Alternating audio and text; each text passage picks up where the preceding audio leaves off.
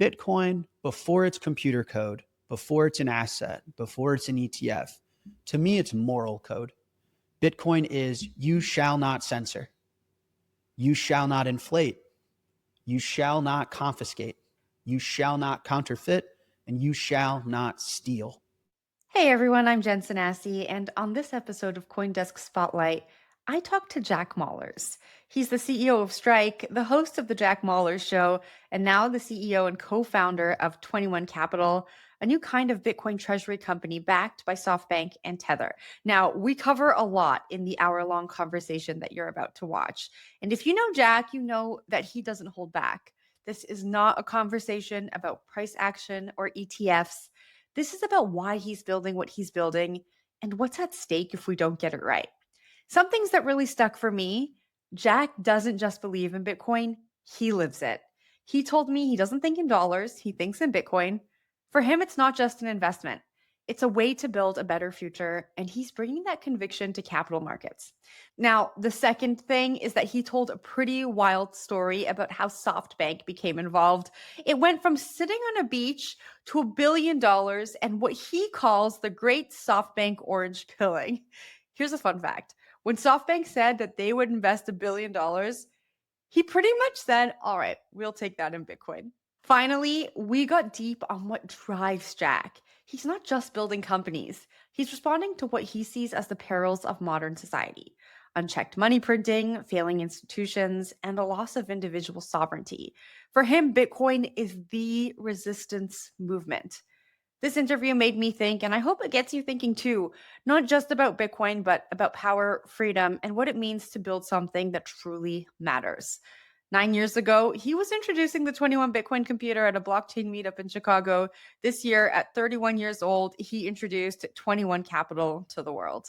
Today we have Jack, who is a graduate of the Starter School in Chicago. And today he's going to be talking about what he's been doing with the 21 computer.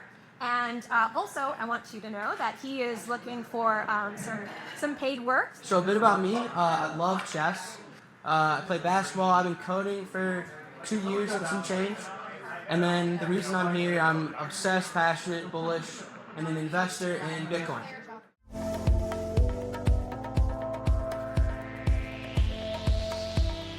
Jack Mallers, welcome to CoinDesk Spotlight. Thanks for having me. How are you? I am just splendid, trying to survive this heat wave that we're experiencing right now. How are you doing? I'm splendid as well. I'll steal that answer. I'm good. I'm good. All right. Well, I want to get right into it. You know, on Spotlight, it is all about kind of getting into the minds of the people who we love to watch build in this space. And I know you've talked a ton about, how you got into Bitcoin, but I want to start here. What's the first memory you have about money really mattering? Oh, wow. Money really mattering. I think probably as long as I can remember. Actually, here, I got a good answer for this. So, I've developed the opinion that money is a core nucleus to a functioning society akin to water. That's one of my favorite quotes of myself, is that it's one of the only market goods that we all have to use. It doesn't really matter where you're from, who you are, your gender, your race, your ethnicity, your beliefs, your religion. It doesn't matter. Money is what scaled society larger than a couple hundred people and allowed us to move on from something like barter and into what is now a global economy of billions of people. And that's a very rare product, right? Like, not everyone eats steak. Not everyone has an iPhone. Not everyone shops on Amazon. A lot of people, but not everyone. Everyone has to use money. So I would say my earliest memory of money mattering is probably when I was a toddler and I wanted something and, you needed money to acquire it. But I got a good story for you. This was my senior year of high school. I was in a program, I think it was called Avid. I was in a program that I spent one school period, so 40 minutes a day, where we got to explore what was on our mind. And there'd often be tutors or mentors, or I grew up right on Northwestern University's campus, Big Ten school. And I asked a question to my tutor at the time, and I said, hey, riddle me this. If there's only so much money in the world, and in the question, I said, if there was only $10 in the world, if I made 8, that means the rest of the world only has 2 to share.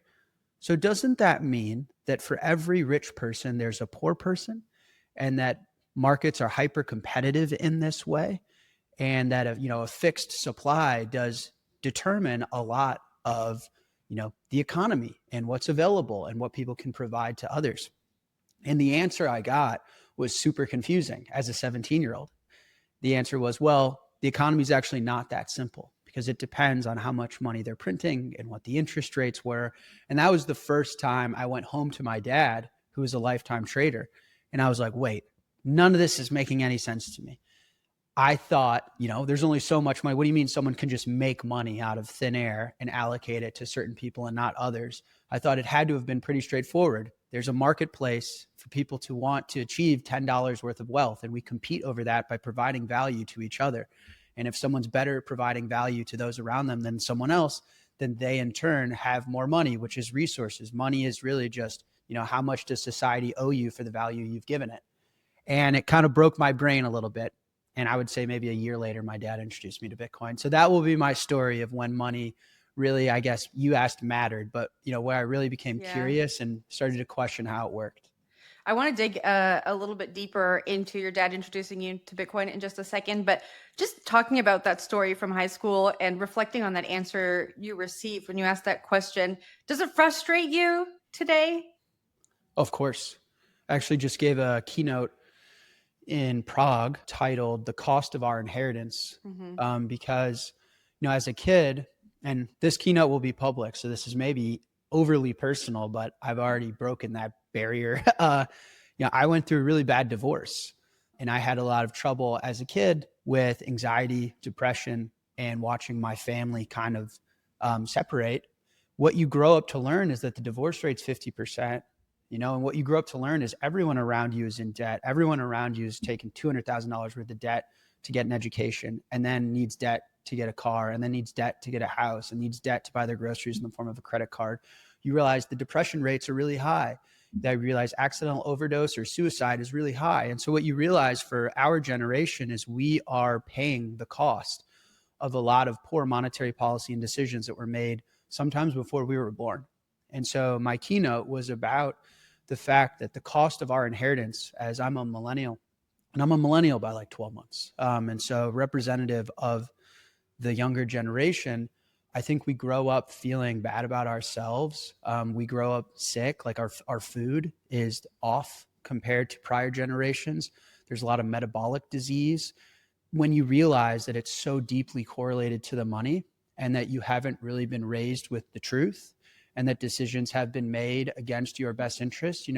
Government debt for me is a form of time travel, because you're literally traveling to the future and pulling their resources forward for you to spend now, so that by the time we're born and we're adults, we have nothing left. And we're working as hard as we can to afford a life that we think is worth living. And no matter what, we can't figure that out. So does it make me angry? Yeah, I just gave a keynote on that, because seeing my peers depressed, suicide, accidental overdose, metabolic disease, cancer rates skyrocketing. I mean, it's devastating. And so for me, Bitcoin, a large part of Bitcoin is a moral imperative and is very personal. It's so interesting when you're talking about your lived experience. I think about the other side of the space that's just like all speculation and hype and this, like, I guess, over euphoric, I guess, feel when the price goes up. And we never talk about that anxiety and that depression that comes along with what a lot of folks are doing in the space, building, trading, but just life in general. So I would love to talk to you about that a little bit more. When you think about that anxiety that you experienced as a result of the divorce, and I guess throughout your life, how did you pull yourself out of it and become this like prolific figure that so many people look up to? I have a really good dad. So my dad not only got me into Bitcoin, but I think taught me what it means to be a man. I pride myself on my competitiveness and resting on my principles and my ethics. There's a culture internally at my companies where when your back's against the wall, rest on the truth, rest on morals, principles, ethics. The difference between a good man and a great man is the ability to do the right thing no matter how hard it is. Doing the right thing is often the obvious choice. There's a difference between, should I eat the Snickers bar or should I have grilled chicken? you know in your heart what the right thing to do is. The question is, do you have what it takes to do it? And being able to do the right thing at a tremendous scale is the difference between a great person and a person. And so that was instilled in me as a kid, and all the way to, you go through, your family splitting apart as a child, all the way up to running companies, is resting on honesty, truth, transparency, integrity, principles. That was a lot of the city I grew up in Chicago. That was a lot of my family. I found a lot of that in Bitcoin as well. There's a lot of synergies and overlap there. So I would say, just who I am and who I was raised to be is I was raised to make the right decision and fight for what's right, no matter how hard it is. So yeah, and I do want to make sure that the audience knows, yes, there's a lot of stress in starting companies and being part of an industry that's disruptive and innovative, but I think it's just a broader societal trend that comes with a broken money. In my opinion, a society is only as hard and as strong as its money. If the money is weak and easily printable, really money is our time and energy in an abstracted form. It's not just a capitalistic tool to buy a fast car. You wake up and you sacrifice and you provide value for those around you. And the thing you get in return for that is money. Money is supposed to represent your contributions to this world and your work and your sacrifice and your labor and your effort and your time. And so if someone's able to manipulate and debase that, they're by proxy manipulating and debasing you.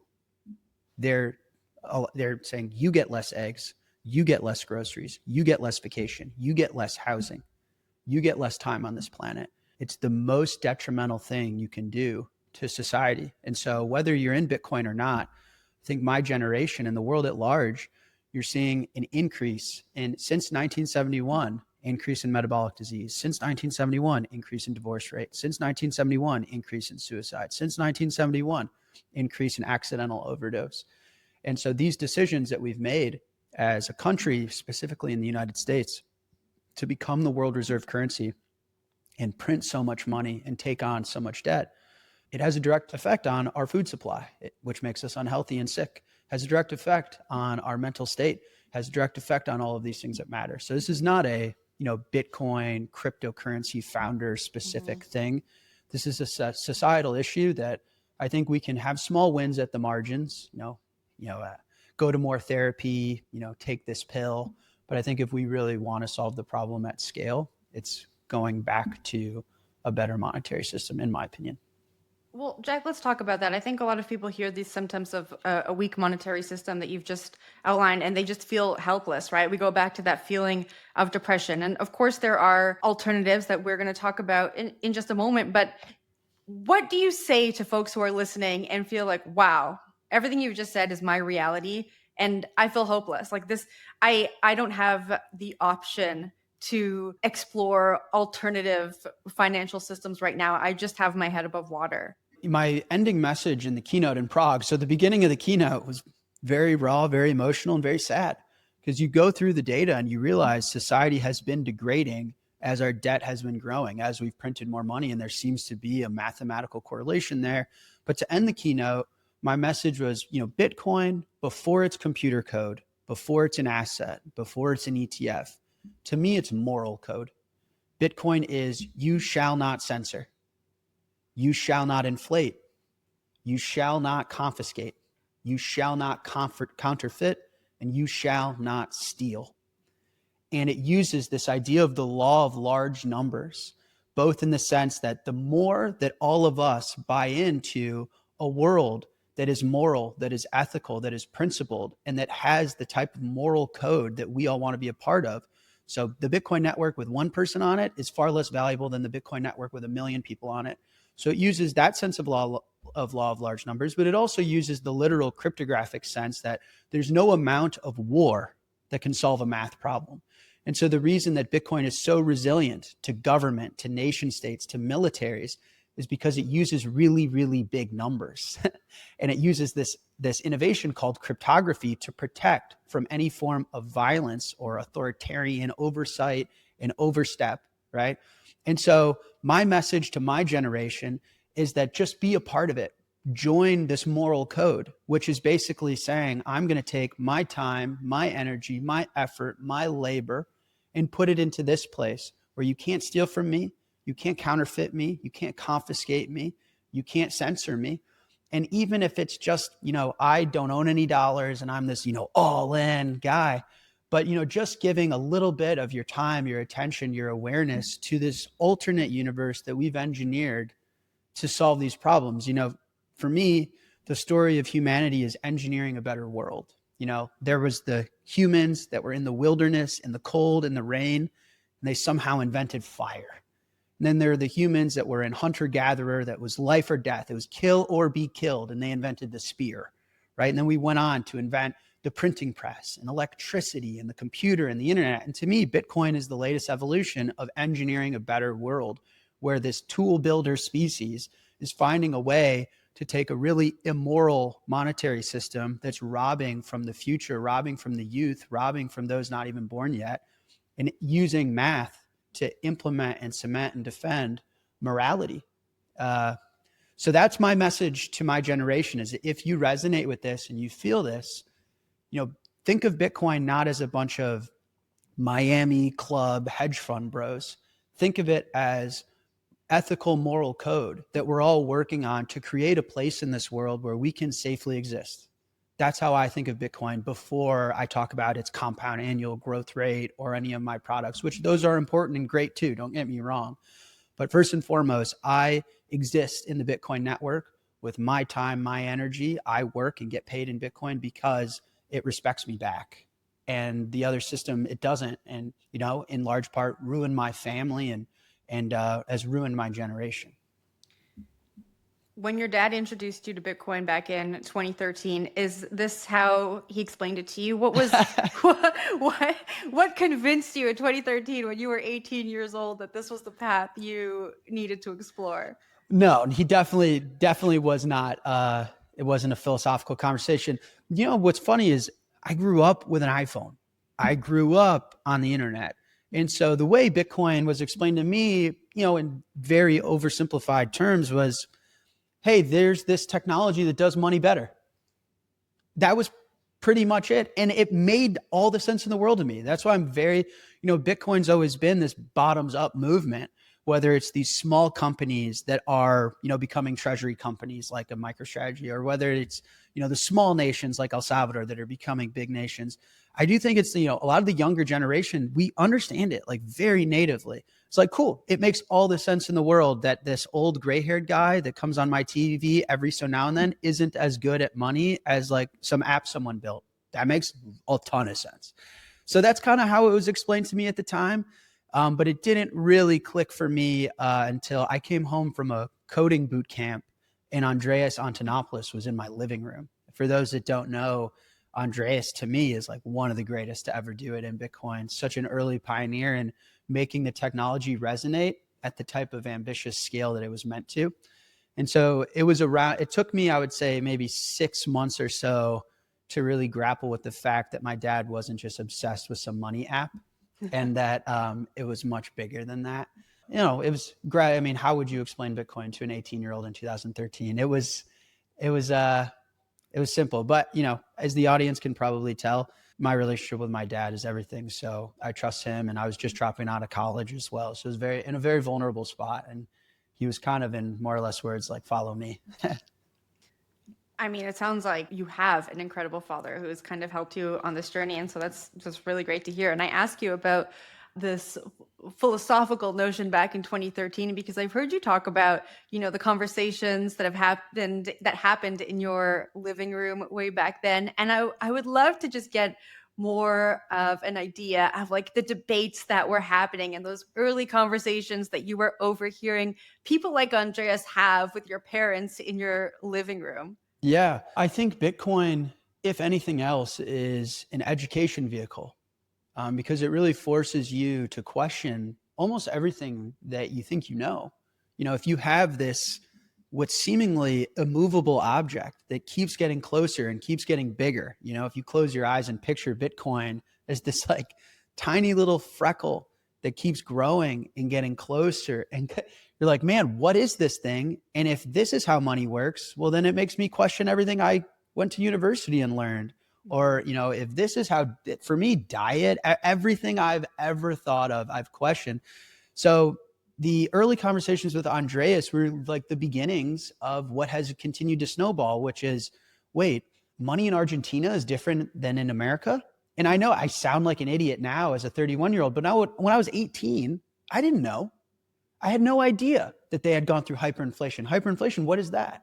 And when you learn of these stories of governments control money, they hyperinflate money, they control the cost of money. Actually, inflation is not some random phenomena that we lick our finger, put it in the air and try and measure inflation. Inflation is the direct result of them increasing the supply of the money. And you start to learn these really profound, jarring truths that fly in the face of everything that you've been told, and kind of sets you a ship down what they call the rabbit hole, where you're like, wait, I've been lied to? First of all, why is anyone lying to me? What a eerie, dark thing to feel like you've been lied to believe something that is not true. What else do I not know? What else is there to know? How big is this problem?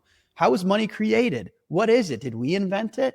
And so Andreas and I think my parents in a lot of the early Bitcoin meetups was, a bunch of cypherpunk nerds or like geeks that, were scratching you keep scratching and realize like, oh my goodness, this is not like a computer project. It's really like as big as anything humans have worked on in a long time. Well, I want to get inside your head. I mean, I ask this question often, and often it's related to what the person on the receiving end is building. But outside of what you're building, what is that future you imagine? When you wake up every day and you think like, I'm building towards this future for my kids, what does that look like?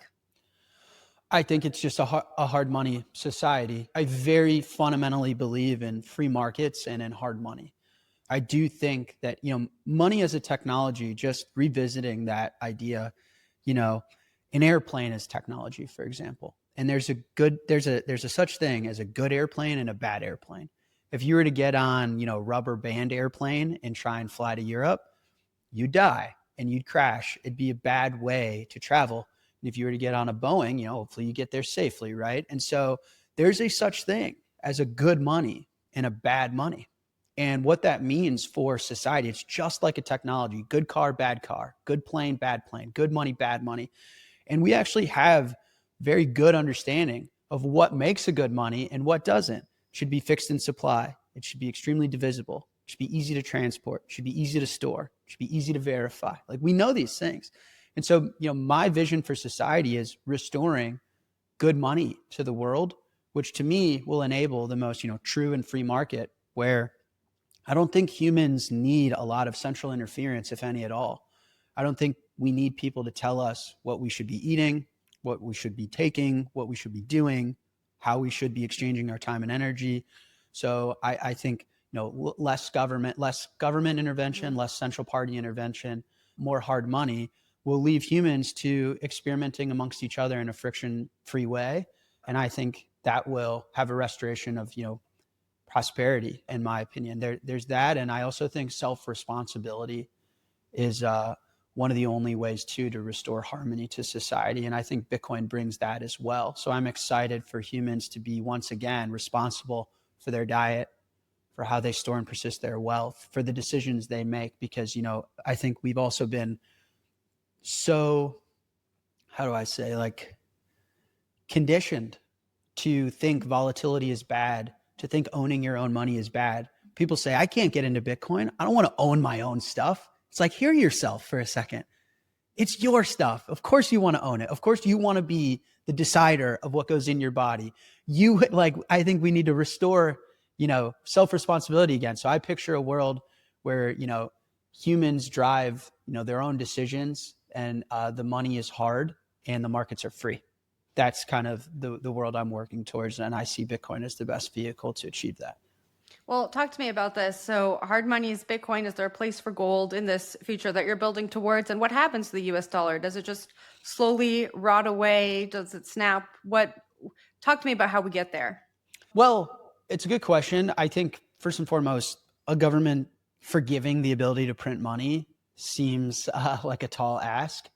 People like to reference El Salvador. El Salvador didn't have its own currency. It didn't forgive the ability to print time and energy, which is a superpower in modern society. So, I don't really love speculating on when or how the U.S. government will forgive its ability to print time and energy, which it's taken great advantage of. But what I will say is, if you go back to the current U.S. dollar world reserve currency standard we're on now, the U.S. dollar was used to scale gold.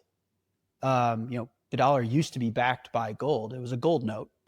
And so, I could envision a world where I think there's a big difference between, currency and like how I pay for my pizza or how I shop on Amazon, and money, which is I need to store value across time and space. I've created something worthwhile to the world, and the reason I need to store it is because we're not bartering.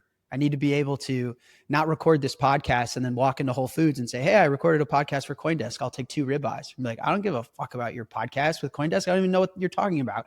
I record this podcast and I work hard at Strike, and Strike gives me a paycheck. And then I save the paycheck, and then I later get stakes or get, right?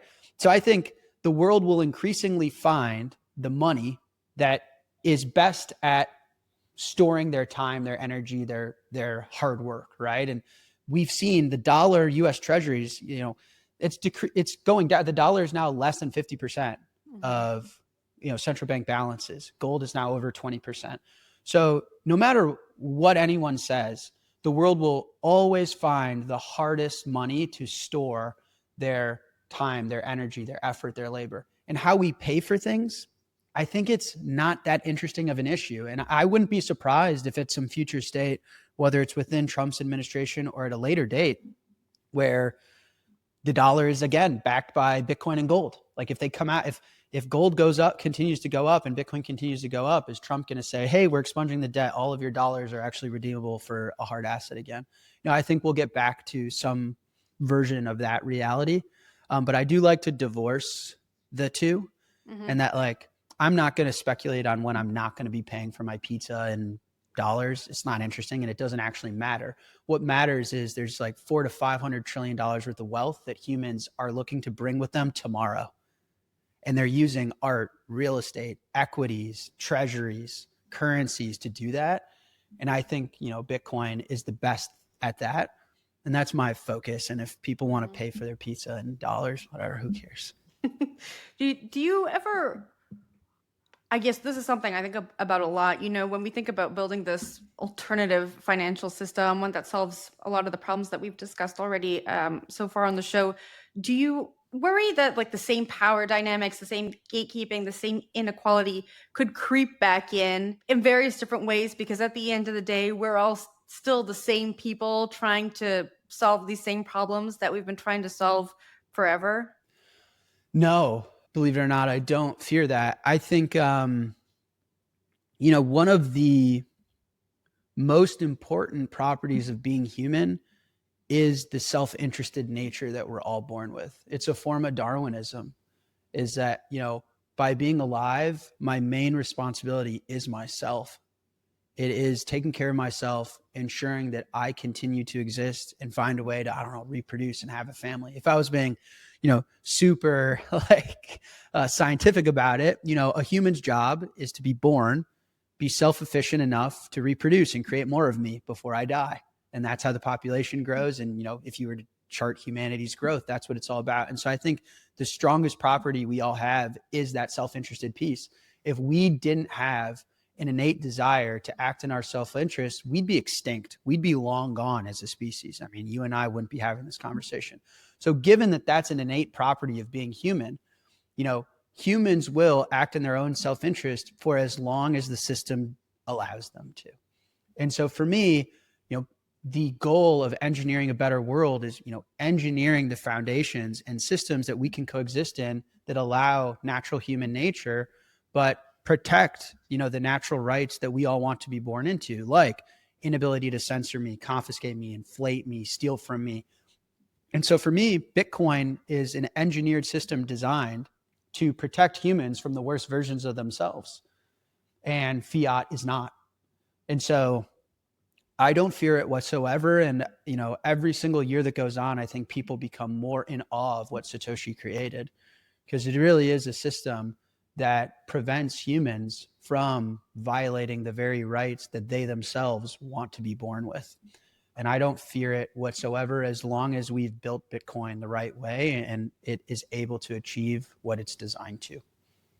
Well, let's talk about how you're building towards that future now. And I just got to start here, right? You're at Strike, you're thriving, you have your podcast. I know you've just rebranded that, so congratulations on the rebrand of your own podcast. And you just are like, I'm going to do this other thing now. I'm going to do it with Tether. Like, talk to me about how this happened. What were the conversations that you were having that I guess convinced you to give your time now to building this company? Yeah. So, I mean, as we kind of talked about, I've been in Bitcoin for a long time. Early 2013 is when I count for myself. So I'm coming up on, full 13 years. There weren't that many people in Bitcoin all the way back a decade ago. One of the rare were the Tether guys. And, before Tether, which I knew them before that, Bitfinex. And so we've been friends. I think people should know that. And, I know that they've been a hot topic for years. To me, they've always been smart Bitcoiners that have been successful and on the right side of history. And so we've been friends. And I think this has evolved just like any natural project that I've been a part of, which is, hey, what's the best we can do for Bitcoin? What's going on? How are people pushing the needle and pushing this forward? For example, my co-founders were very involved in El Salvador and my journey there.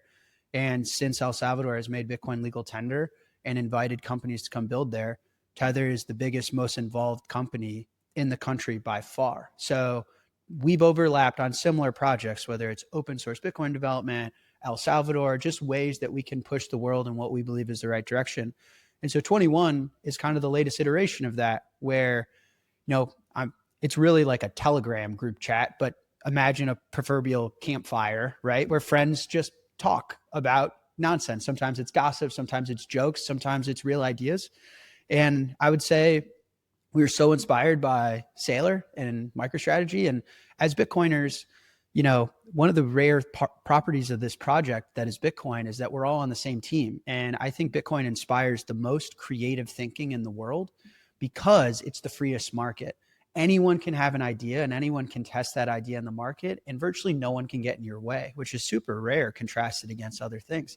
And so Saylor had this like unbelievably creative idea and he tested it in the market and it like more than worked. And it was like, wow, this is amazing. And as Bitcoiners, we're just like so thrilled and inspired and like, well, we own a bunch of Bitcoin and our businesses are building on Bitcoin. So this is the coolest thing ever, and still is, by the way. Michael's a friend of mine. He's great.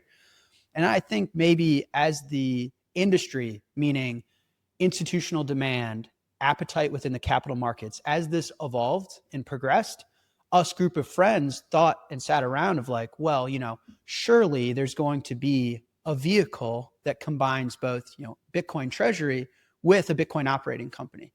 Strike, Tether for sure. Strike also, when it comes to gross profit or net profit per employee, we've got to be up there. You're talking about Paulo and I. We're both former engineers. So before we were CEOs, we were both developers, and we've both built very profitable businesses in the space. We know what high growth, high margin, cash flow, efficient products in this industry look like.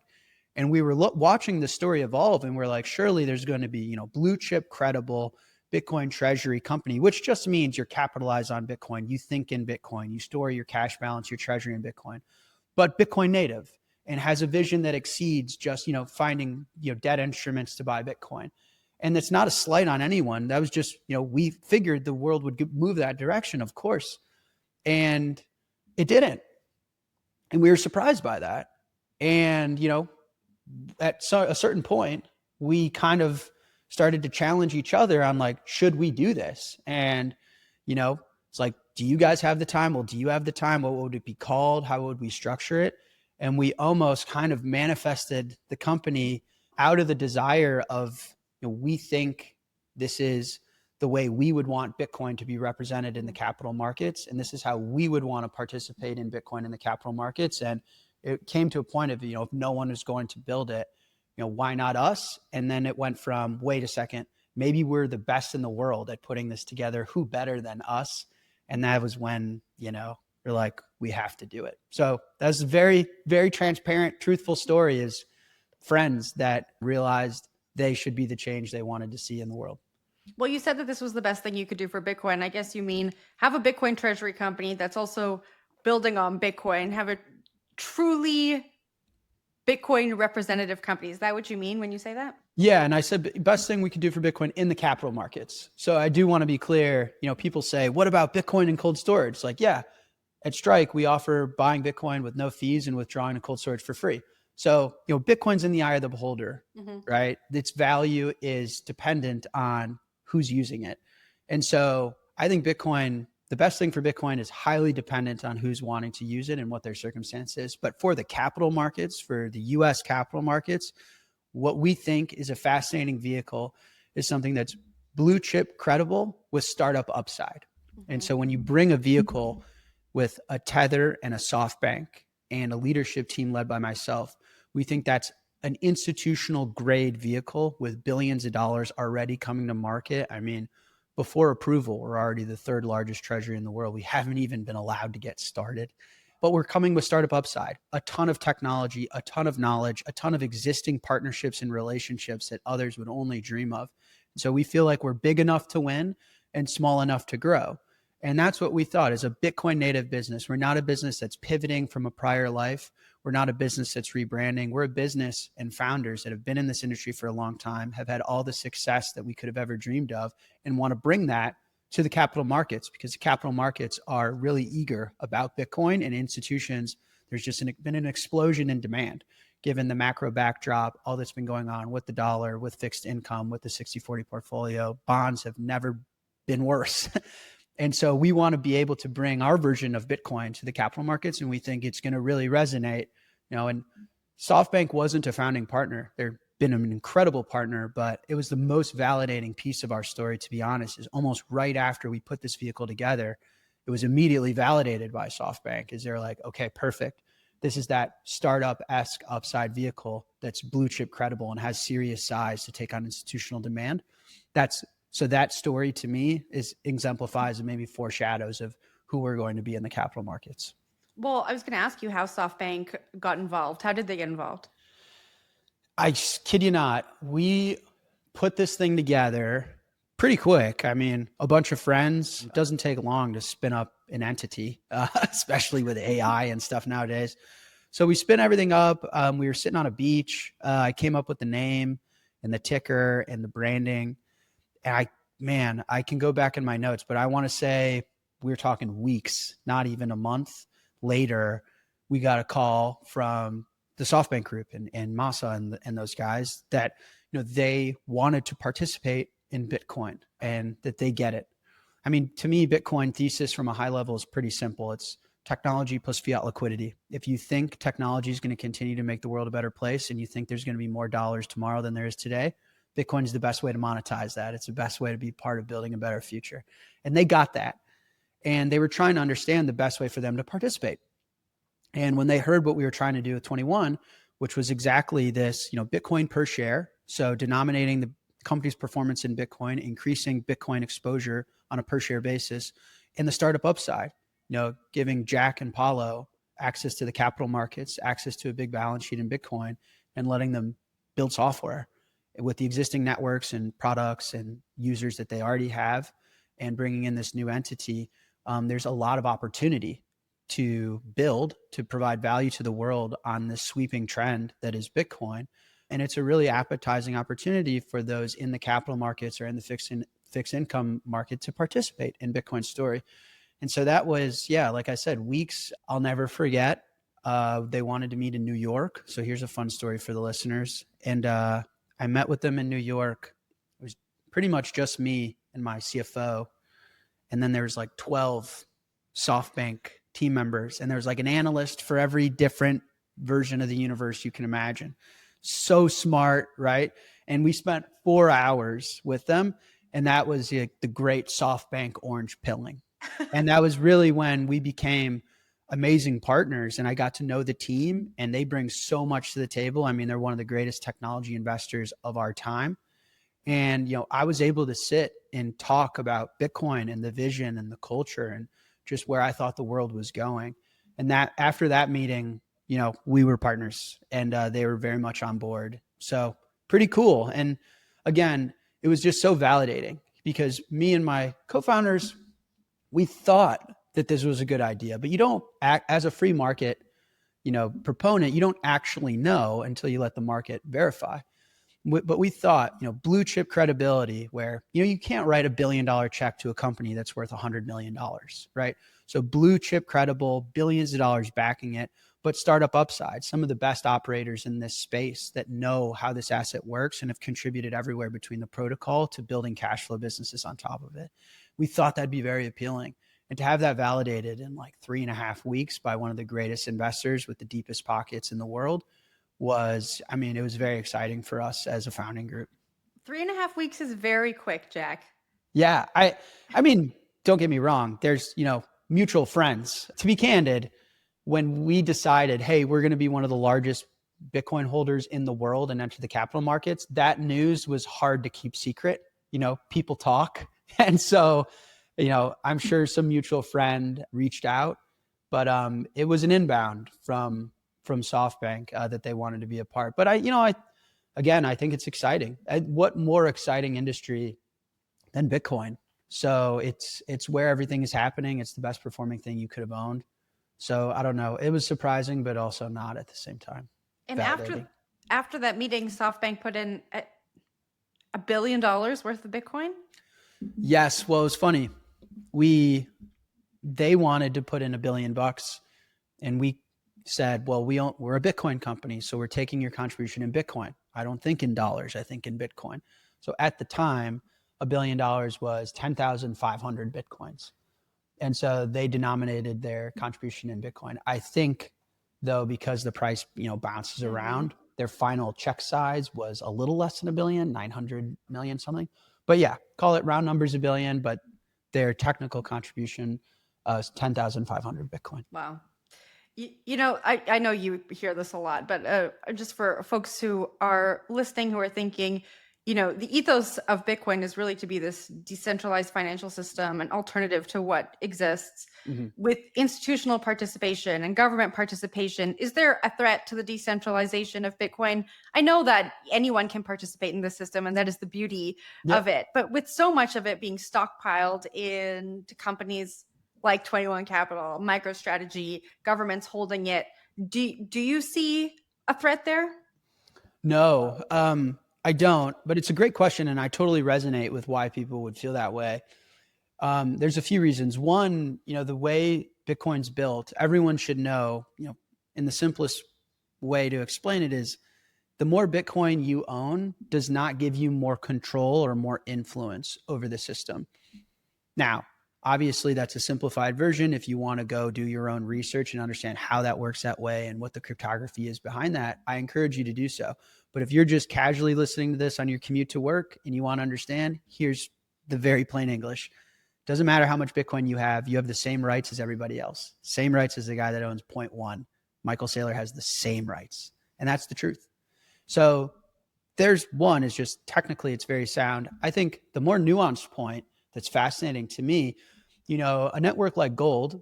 So Gold, I would say, was co-opted and demonetized because the United States at one point owned 66% of the world's gold. And so we decided we're going to be the world reserve currency. We're going to issue notes on top of this thing. And when the world wanted to then redeem their gold deposit, we said, just kidding. It's not redeemable anymore. Your gold's our gold. Anyways, have a good day. And if you disagree with us, you can meet our military. That's my version of the story. But that's when you explain it that way, it's wild. Yeah, it's not very cool. Is that we set up Bretton Woods and said, we're here to help. Here, we're going to export our strength through the dollar. We've got a really strong economy, really strong manufacturing, but also we have all your gold. And so we're going to export our strength via the dollar. And then we went off and we spent a bunch of money and we went on a bunch of wars and we were fiscally irresponsible because we could. And then France in particular, but everyone was like, whoa, this seems like you guys are, there's got to be more dollars out than gold. This seems weird. Can I have my gold back? And in 1971, Nixon said, no, you can't. Actually, it's my gold. Your gold's my gold. You are stuck with my dollars. And if you don't like that, you can meet my military. Let me know if that's what you want. And anyways, See you guys. That's what happened. But it was allowed to happen because of the concentration of gold. So to carry the analogy, let's look at Bitcoin. One of the ingenious things Satoshi did is he found a way to somehow distribute this thing to the people. Unbelievable. But the largest holder of Bitcoin is still Satoshi Nakamoto that owns 1/21st of the network. That's a tiny fraction. The United States was able to co-opt the gold network when they owned 66%. And now that control is unraveling. The control didn't last a long time and it didn't work. 66%. Michael Saylor is the largest active holder of Bitcoin. He owns like 2.5%. It's not even remotely close to a position of substantial size. Even if you were to take Coinbase as an individual holder, they're not close. I mean, you're talking about 7%, 8%. I mean, you're not close. And so to owning 50%, 60%, and the way Satoshi was able to do that, it's really difficult. How do you distribute a new money fairly to the people? And using this idea of proof of work, where anyone can contribute energy to this thing and they'll get proportional returns back. And somehow over the last 15 years was able to evenly and fairly distribute it equally throughout the world, where if you look at Bitcoin held, I mean, the amount of Bitcoin held on exchanges is at an all-time low. What does that mean? It means this thing's in the hands of all of us. And that's very unique, and that we don't need to give it to the US government in order for it to work as a world currency. We can actually build apps and build services and use it self-sovereignly on our own. So I actually think Bitcoin solved where gold failed. And for that reason, I don't think it's ever threatened by large, if BlackRock wants to get involved, great. You got the same rules as everyone else. Welcome to the show. And if the theory is, the US government is going to monopolize it like it did gold, I'm looking at the numbers. The numbers are all transparent. It gets audited every 10 minutes. They're not. The US government owns 250,000 Bitcoin. They don't own 66% of the network. And yeah, I don't think they can at this point. I think it's too late. So anyways, long story short, I feel very confident that Bitcoin survived what could have been, if Satoshi Nakamoto took Bitcoin to Goldman Sachs and said, I want to take this thing public, like the Circle IPO or something, then yeah, Goldman Sachs would own 15% of it. Insiders would own 40% of it, and distributing it to the people would have been a lot more difficult. But he didn't do that. He leaked it on a mailing list and used proof of work to distribute it to the people. And now, only 10% are held on exchanges and the rest is held with the individual. I want to come back to treasuries for a second, because something else I hear a lot of people ask is, we talk so much about accumulation, but with Bitcoin treasury companies now accumulating this Bitcoin, what happens if they start to sell it? I think you started this answer already, but take it home for us. For folks who are worried about people who accumulating a bunch of Bitcoin, maybe they have 40, 50,000, 60,000 Bitcoin on their balance sheet. What happens when they start to sell? I'll buy it from them. Could there be some kind of coordinated, I don't know, threat or something? No, my favorite joke is when people say, what if Satoshi shows up and sells his million Bitcoin? And my answer is, I'll buy it. If he crashes the price all the way down to $1, guess who'll be buying at $1? Me, because listen, in a truly free market, what the market is telling us is Bitcoin is worth $2 trillion to the world today.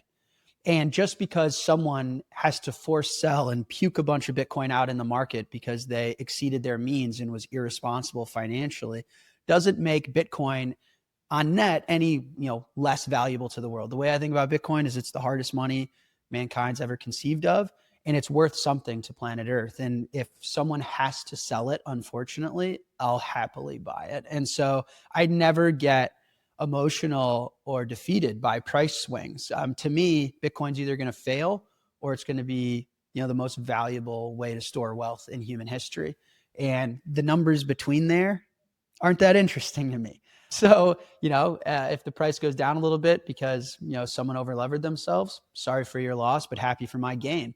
It doesn't, I think all of these companies and their use of leverage is only a problem, or borrowing money, debt is only a problem when you exceed your means, right? If you need the Bitcoin price to be a certain level, or you need, the folks you're borrowing from to have certain terms, or else you're screwed, that's exceeding your means. You're living outside of your means. And so for me and my businesses, we're never living outside of our means, but it doesn't mean borrowing money or debt is a bad thing. That's how New York was built. Manhattan was built by someone buying scarce land, borrowing against the land to build a building, borrowing against a building to build a restaurant, borrowing against a restaurant to build the club on top of it. That's how you acquire scarce, desirable property, and you never get rid of it.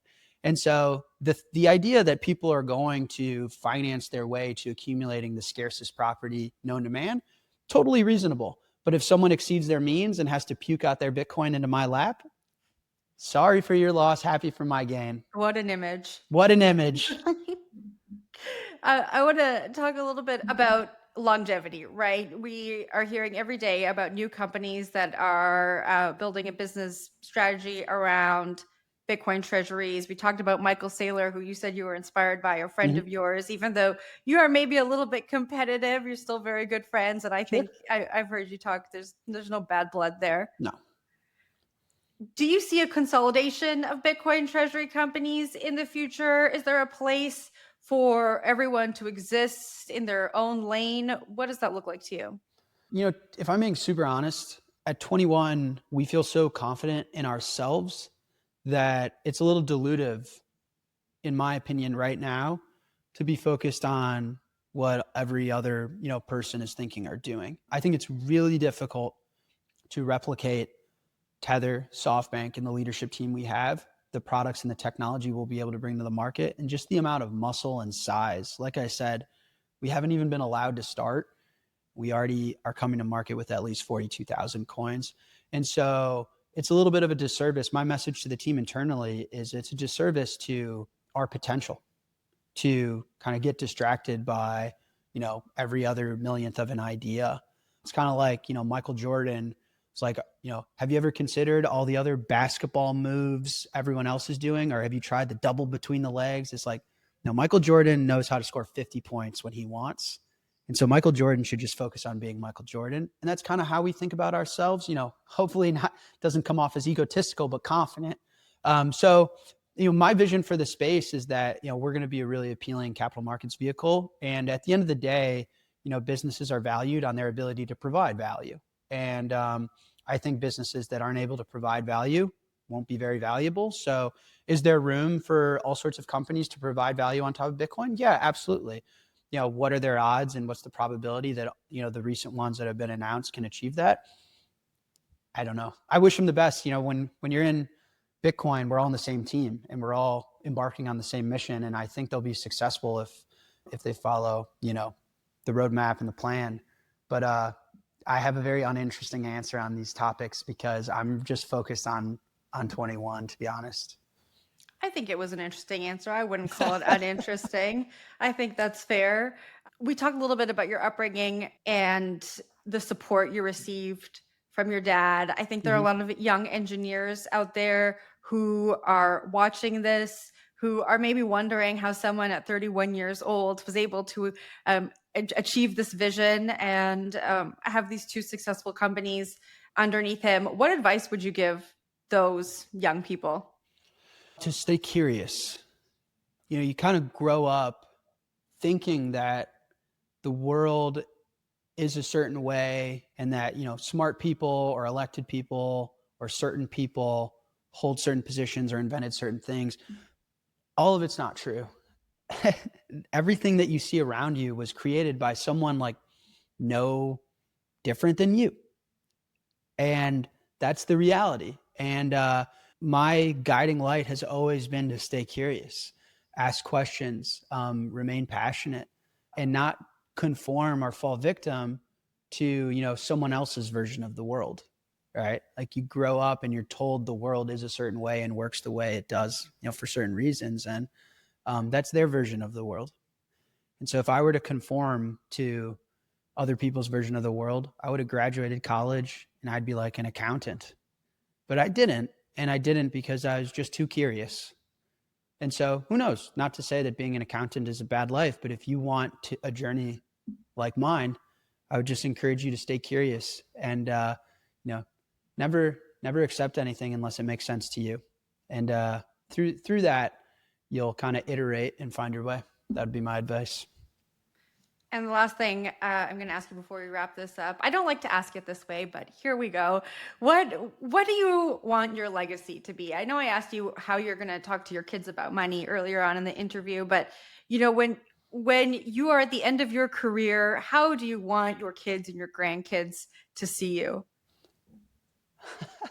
Well, I definitely don't wake up and optimize for legacy or think about any of that. And to be honest, I'm not sure it really matters. But what I will rephrase slightly to give you an answer. What I pride myself on, I want to be one of the greatest competitors of all time. And not in a way where I need to win, but I want to be the greatest teammate ever and who people hate competing against the most. If that makes sense. When you line up against me, I want people to be like, God, I got to play this guy. He's relentless. And when you're lined up next to me, I want people to go, yes, he's on my team.